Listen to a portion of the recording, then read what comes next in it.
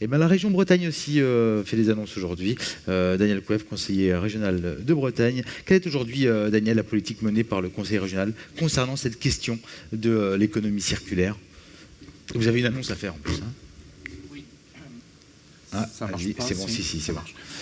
Je voudrais remercier le président Garec de son invitation et souligner que la CCI Quimper-Cornouailles a beaucoup été dans le programme de l'économie solidaire, circulaire, et non néanmoins solidaire, que la région Bretagne essaye de développer.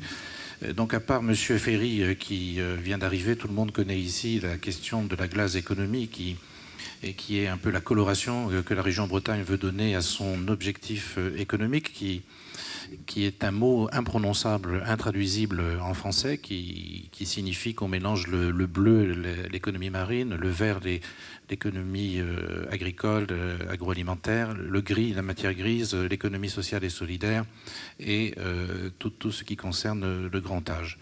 Donc cette coloration pourrait nous donner l'illusion un petit peu d'une économie circulaire qui, avec sa poésie, et ça l'est, c'est intrinsèque.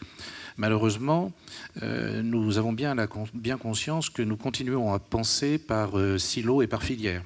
Filière agroalimentaire, filière automobile, filière des nouvelles technologies, qui semblent ne plus correspondre à l'évolution qui a été présentée tout à l'heure brillamment par nos intervenants. La deuxième chose dont nous sommes bien conscients, c'est que quand nous regardons le monde qui nous entoure, nous savons aujourd'hui que les Chinois sont les plus avancés dans l'économie circulaire, que le gouvernement chinois vient de prendre des décisions d'interdiction de sortie d'une partie des matières premières du territoire, que la Chine achète partout du foncier.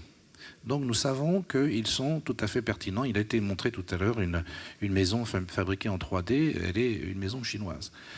Nous savons aussi que certains territoires un peu contraints comme le Canada ou le Québec plus particulièrement travaillent depuis des années sur ce qui a été présenté ici par Quimper-Cornouailles, la CCI Quimper-Cornouailles, sur justement l'analyse des flux. Qu'est-ce que produisent les entreprises? Est-ce que ces productions-là peuvent devenir des matières premières pour d'autres entreprises? Et c'est des services qui travaillent là-dessus. Le port de Rotterdam, depuis des années, tente d'aller vers aussi une économie circulaire. Il y a un parc d'activités, que le parc 2020 à Amsterdam, qui est entièrement en économie circulaire, c'est-à-dire de la construction, de l'éco-conception des bâtiments jusqu'à le process à l'intérieur. Il y a le groupe Puma, par exemple, qui essaye d'inventer des chaussures aujourd'hui qui sont produites par des produits naturels, enfin cultivés, je veux dire, sans pesticides, sans insecticides, sans chimie, et ils essayent de faire en sorte que la chaussure en fin de vie, usagée, revienne dans l'entreprise, devienne un compost et retourne donc en la terre. Donc nous avons regardé toutes ces expériences-là pour nous dire qu'il fallait que la Bretagne pousse un peu les choses et que nous ne confondions pas l'économie circulaire avec la nécessaire optimisation du traitement des déchets. Nous avons aujourd'hui des traitements de déchets. Il y a 30% de nos déchets aujourd'hui qui sont soit incinérés, soit enfouis.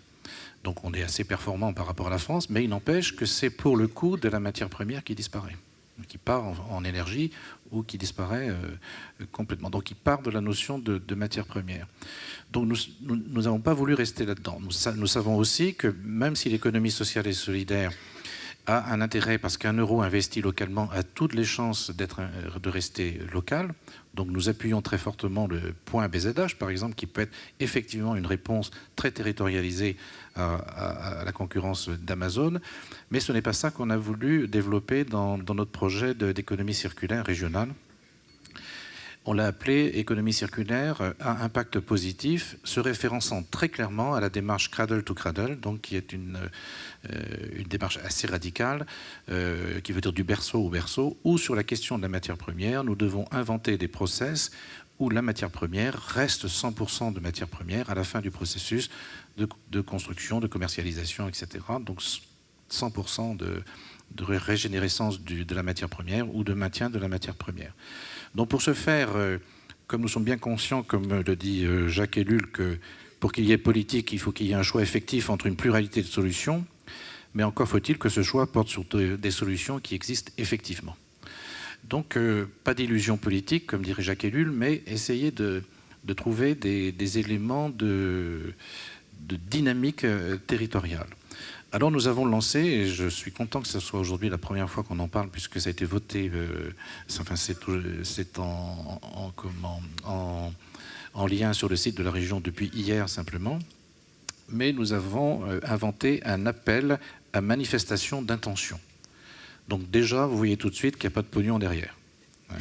Ça clarifie les choses. Ce n'est pas une question de moyens financiers. Nous n'avons pas voulu, il y a tous les moyens possibles et imaginables aujourd'hui pour aider les entreprises, donc ce n'est pas là-dessus. Et cet appel à manifestation d'intention, c'est véritablement développé sur des projets que nous voulons mettre en avant. D'abord déployer la philosophie du cradle to cradle, je viens de l'expliquer, du berceau au berceau, donc question fondamentale de la matière première, surtout en Bretagne. Engager la transition du linéaire vers le circulaire dans l'usage des ressources, on en a parlé beaucoup. Utiliser la possibilité d'intégrer l'agroforesterie et la permaculture dans et ou en ceinture des parcs d'activité notamment.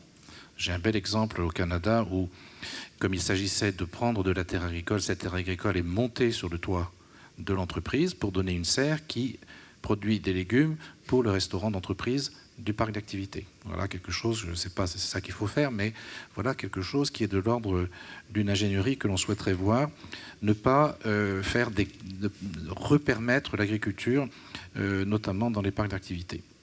Structurer ou développer des filières d'upcyclables, je parle en français, des ressources, par exemple sur des matériaux biosourcés, comment régénérer les ressources usagées, comment créer de la valeur à chaque usage et non pas des sous-produits ou du sous-recyclage, identifier les acteurs prêts à s'identifier sur les bénéfices possibles d'un changement de modèle sur les usages, passer de la vente à la location, performance d'usage de la matière et économie de la fonctionnalité, on en a beaucoup parlé, générer une nouvelle filière de valorisation de la matière, détourner les déchets soit de l'incinération, soit de l'enfouissement, donc c'est votre projet ici sur Quimper, recenser les ressources disponibles sur un territoire et proposer une nouvelle approche écosystémique, développer les symbioses industrielles et encourager l'innovation frugale. C'est un mot employé, c'est un mot que nous avons pris parce qu'il était tout à fait intéressant.